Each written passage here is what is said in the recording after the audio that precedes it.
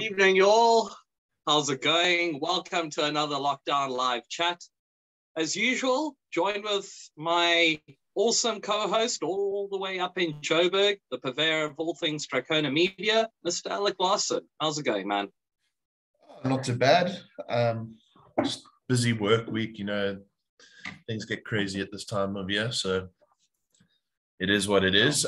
But I guess one thing to sort of harp on before we get into the talk is effectively one of South Africa's biggest black metal bands has just thrown in the towel, which is very, very sad news in the form of Theatre Runs Red. So a moment of silence for our fallen comrades. Okay, moment over. Yeah.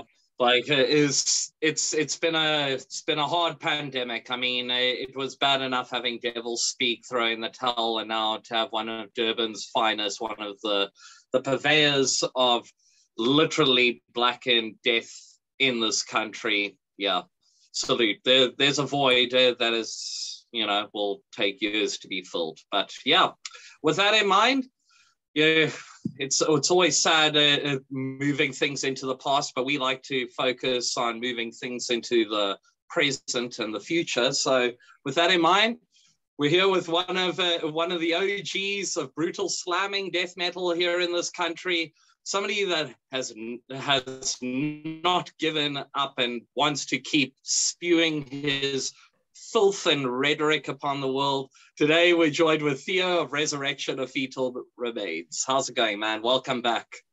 Oh, thanks a lot, man. It's great to be back with you guys. It's been a while, like almost a year since I had a chat with you guys. So yeah, very keen. Yeah. So thanks for having me. Pretty crazy that it's pretty crazy that it's been almost a year. I guess that's kind of a good starting point for this chat, because when we spoke to yourself and Ash towards the end of last year, you guys were discussing bringing out, starting to work on some new material, and obviously between that and complaining about the lack of venues and gigs, which a year later we're like, haha, boy, if only we knew then what we knew now. But that's true. With a year down the line, a lot of interesting collabs, all these weird things going on in the world and in all lives of Theo. What's life been like for the Resurrection camp? How things been going for you guys? Well, it's sad to say that things have been going slower than we wanted to. I mean, with lockdown, I wasn't able to travel back and forth to Middelburg because it's lockdown level 3, lockdown level 4, lockdown level 3, and then we go down, and then I go that side, and it's we did work on some material, but we haven't been together, everyone together to actually compile everything and get it where we want it. We have one single that we have played it live before. So that's how things were actually going. So we recorded the song and then we started playing it live because we haven't been getting together enough to actually write new material. But yeah, we will release Incestual Zombie Rape on Spotify and that next year. So that's going to be pretty cool. And then there's going to be a few changes with Resurrection in the coming months. It's sad that my drummer is moving to New Zealand. Desmond is unfortunately, the Volvadinho show will be his last show with us. It's very sad. We started the whole thing together. It was our baby from the beginning, and it's sad to say goodbye to my brother in grind. But we'll still be doing some collaboration things. He's also starting his own project called Drive By Grenadier. And I'm doing the vocals for him on that, so that's also pretty cool. So I'm still trying to keep alive, trying to improve on my vocals and all of that. But unfortunately, Rafa after this show is going to be a little bit of a hiatus, but don't worry, when we come back, we're going to come back with full force. So get your ear pussy ready to get raped. So we normally stick to the Resurrection of Fetal Remains content, but like obviously you're in other bands, so maybe you can tell us how Displeased is going a little bit, and also Pyre of God. I don't know if that's still part of your focus at the moment, so maybe update us. Okay, no, cool. So we are busy recording some material for Displeased, but yet again, with like the whole lockdown thing, it was difficult for me to go to Middelburg. Like vocal tracks have been done, so everything is with Dom and them to like finalize. There's a few takes that I will redo because wasn't too happy with how some of the recordings came out, but like we're going to make sure that it's like 100% like super brutal, and it's going to be absolutely insane. So that's on the Displeased side. And on the Pyre of God side, I found out that we're playing a show next year in Botswana, which is pretty cool. We're going to play with Overthrust and those guys. And yeah, we're going to have another show. It would be like the South African leg of the Botswana event. So Overthrust will come down for that. And other than that, like, yeah, I'm open to do collaborations with one and all. If someone reaches out to me, I'd be more than willing to put some of my filth on their tracks. Mr. Alec, you should know. Yes, I know. I know. We'll come to that later in this conversation. We'll bring this back, but let's actually talk a little bit about the lyricism. Last time we had you on, we chatted a little bit about the upcoming single and the theme around it and stuff, but we never actually had a chance to talk a little bit about the psychology when it comes into actually recording. So in terms of the previous rougher EP, did you have a preconceived idea of tracks or themes that you wanted to delve into prior to hearing the tabs of the music that came back, or was it kind of the other way around where the music inspired the lyricism? How is it that you approach the lyrics generally, I guess is the question. So yeah, it basically starts in the band room. You know, just like going with like the music and just getting like a flow, like not actually saying many words. It's just like trying to get like a nice flow going. And then afterwards, once like I'm happy with how everything like grooves, because like that's the whole point of Resurrection of Fetal Remains, is it's groovy, bone crushing romance. So it's not just like we don't just want to like scare people away. We want to like, you know, it's like almost like a pervertive waltz, if you will.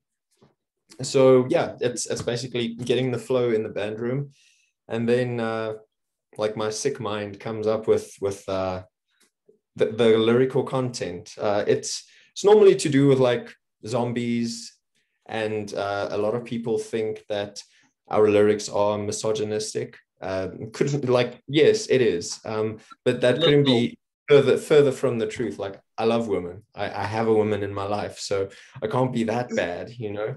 It's more about like the shock factor, you know. It's when I'm on stage and I say like, this next song is called Flesh Ripping Cunt, like you get some people's eyes like going bigger, and it I don't know, it's just like, it's fun to write about things that are like obscene and extreme. That's always like what we wanted to do. Like, we never wanted to be a band to become like the biggest, craziest band in the world. We started this band to literally just have fun, and it's actually insane to think that we've been going for like 5 years now. Like, I can't believe it, to be honest with you. I mean, our very first show was at Smuggler's Pub, and the event organizer ran away with the money like before the show was up, and like we didn't know how like the whole scene worked or anything like that. And then we started getting gigs at like Volmer, and yeah, Volmer, it's so sad that venue is not going anymore. Like, those were like some of the best nights of my life, for sure. But yeah, I'm getting off topic. We were talking about lyrical content, and I'm just going off on a tangent here. Yeah, but that's good. Well, that's the whole point of these. I do have something I could add to this. Yeah, I think I could add to this. If you can maybe, like, obviously we've been talking quite a bit about Rafa in terms of lyrical input. In terms of Displeased Disfigurement, how is it that you approach that? Is that in a similar vein, or is it a way more band orientated thing where everybody agrees on it, or you might be sent like a pack of lyrics or something like that? How's it work in contrast to Rafa? So with Displeased, it's a little bit more structured. So Domo and I, like we would collaborate on writing lyrics for tracks, unless it's like the tracks that have already been written that we play live. But for like the newer material that we're recording, like I'm writing some songs, sending it off to him, and then he puts his input, and like vice versa. It's very fun to work with Domo, because like the way that he writes is very intriguing to me.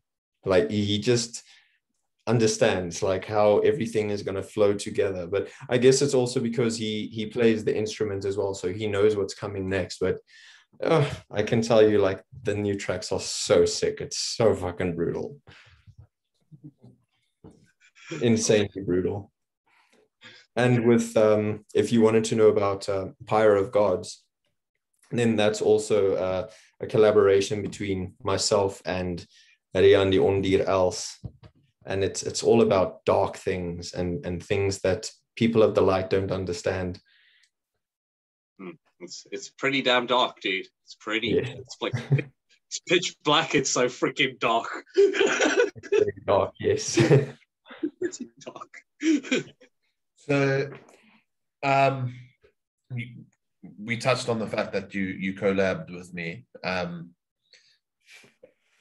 With obviously without blowing smoke up my ass, how did you find that process? And like maybe like this will be the first time people will sort of hear about the track. So yeah, it's a bit of a spoiler actually. It's a little bit of a treat. Yes, the new Hilliker single that'll be coming out of the album features Theo of Resurrection. So yeah, Theo, how was the process of filling in the gutturals to Alec's mental composition? Dude, it was actually like very insane. I got sent the track, and when I heard it, I'm like, oh yes, this sounds like a very angry song. This sounds like a song that I can really like just, you know, I can dig deep and like just pull it out. And like, yeah, I downloaded an app on my phone, and I actually did like the first track that I sent to Alec to say like, would you be happy with this? And then he's like, yeah, no, cool, that sounds sick. And then just to make things easier, I asked if I can just like come to him and record the track right there and then. So if there's something that he doesn't like, or he wants me to chop and change something a little bit, then he's like right there. And it was a very fun experience to work with Alec, like actually in a personal capacity, recording with him. It was very sick. Yeah. Yeah, it was fun for me too. The beers. Yeah, I heard you made a whole mission there. Like recorded at his spot, made the commute from your side through to him for the whole process. So yeah, kind of cool to work with someone, which I guess kind of segues a little bit while we're talking about recordings. Something we also never really covered with you, but we try to cover it with all of our artists, and that's gear. Now, obviously, mic's always a big thing. So is there any go-to mic that you kind of always gravitate to, or what you're kind of using? More importantly, is there anything on the wish list that you would want to get in terms of mics? So yes. Most definitely. So like when we started like the EP for Rafa, I didn't actually know too much about like recording setups and all of that. So I just got myself like a whole little system, like the DI and the mic. I got myself a whole Scarlett Focusrite setup. And only after like starting to use it, I was like, this mic actually sucks, because it like cuts my low end hectically. That's why I asked Alec, can I just come record with you? Because like I'm pretty sure that you have a better mic than me. And yeah, definitely on the wish list would be a Shure SM7B. Yep. And when it comes to live shows, I mean, it's pretty much an industry standard to have SM58. So yeah, like I love that mic. It makes the low sound like guttural and like disgusting. It makes the high sound schmeagly. So yeah, no, like SM58 for live shows is well, I guess I haven't really tried too many other mics to compare it, but I'm pretty happy with the SM58. But yeah, SM7B for recording would be amazing. It's just like it's a mic that costs like 12 to 13K. Yeah. Yeah, like a cool $1,000 to any of our international viewers. A little bit under for the pounds, but you know, in rands it just sounds ridiculous. Fuck our currency, dude. Our currency's a disaster. Gosh, yeah. Talking about stuff that has been a disaster, the entertainment industry. Thought this would be a nice little segue.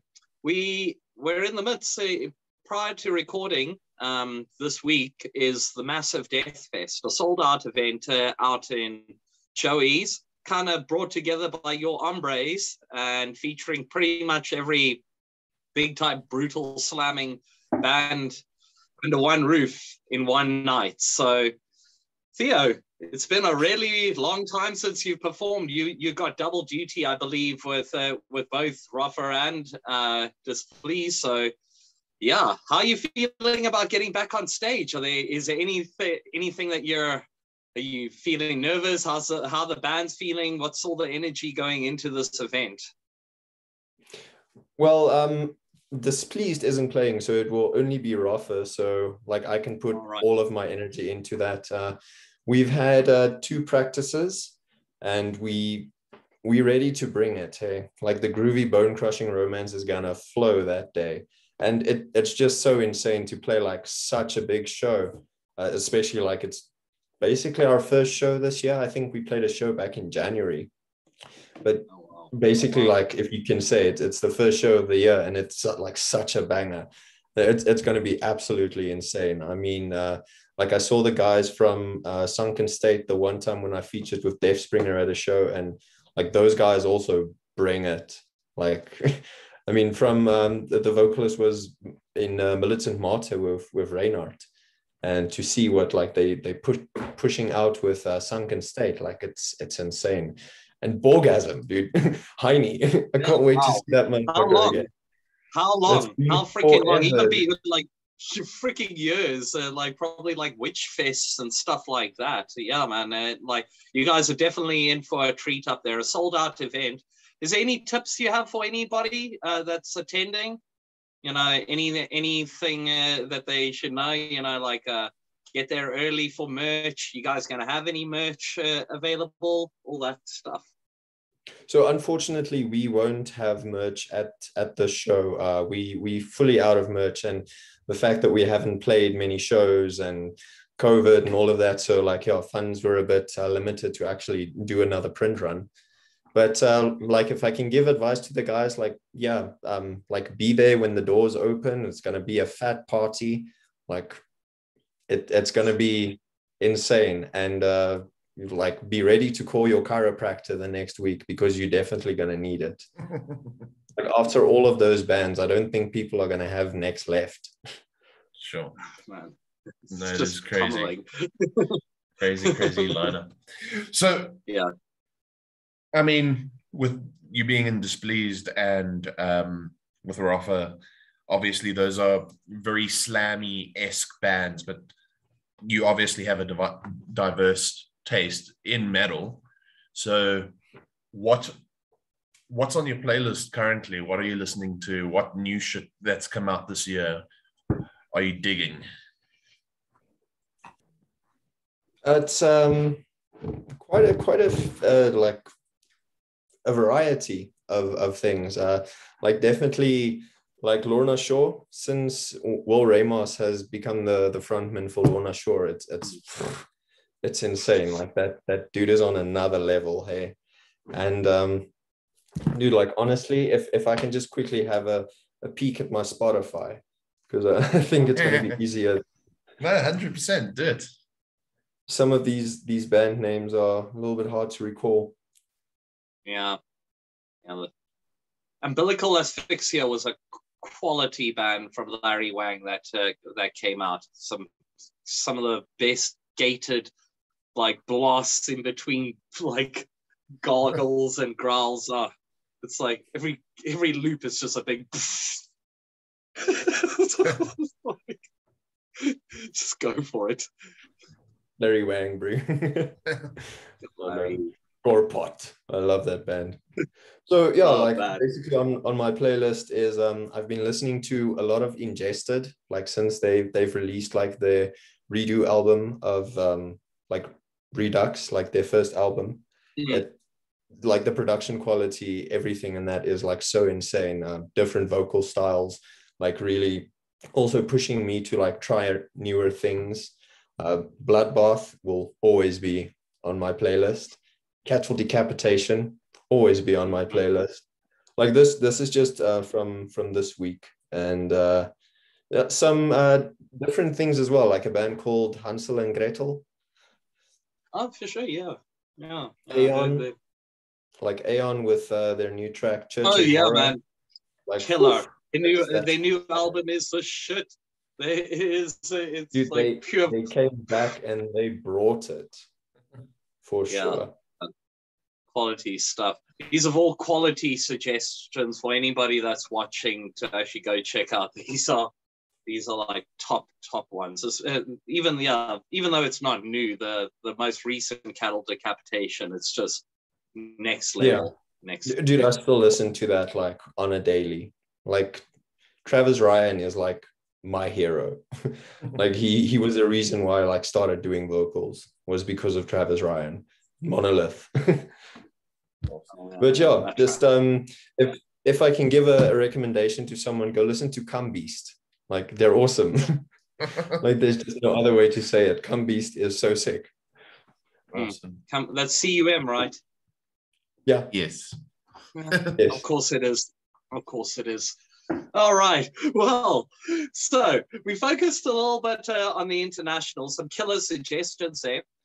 We've had obviously something that we've discussed in all of our chats is the influx of new talent that's actually emerged out of SA. So, yeah, I mean, Theo, as like a neutral guy, as somebody that's been in Roffa now 5 years, you know, what do you think of all the young emerging talent, you know, in the midst of losing so many, you know, like veterans. Badass like OGs in the process? So what are your thoughts on all of this? Oh, dude, like I say, the more the merrier. Like I want more people to start bands. I want more people to like communicate and collaborate with each other. And I mean, like if like some of the bands in South Africa, like I think like should be on an international level. I mean, Volvadinho proved it. Like they tour Australia, America, all of that, and people love them. And like they came from SA, like they were birthed in SA. And I just think it's awesome that someone like from our little dinky, dodgy third world country can become big. And like, yeah, it's... Yeah, I actually got to say congrats to all the guys from Volvadinho getting #1 for over a week on iTunes, and I believe just having hit 1 million streams on their newest album, Pre-Anxious. So yeah, kudos to all the guys.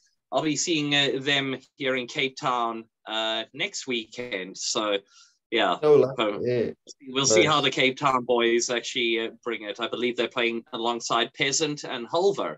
So, you know, a little stick of dynamite, very multi-genred for it. But that's how Cape Town is. They try to please everybody.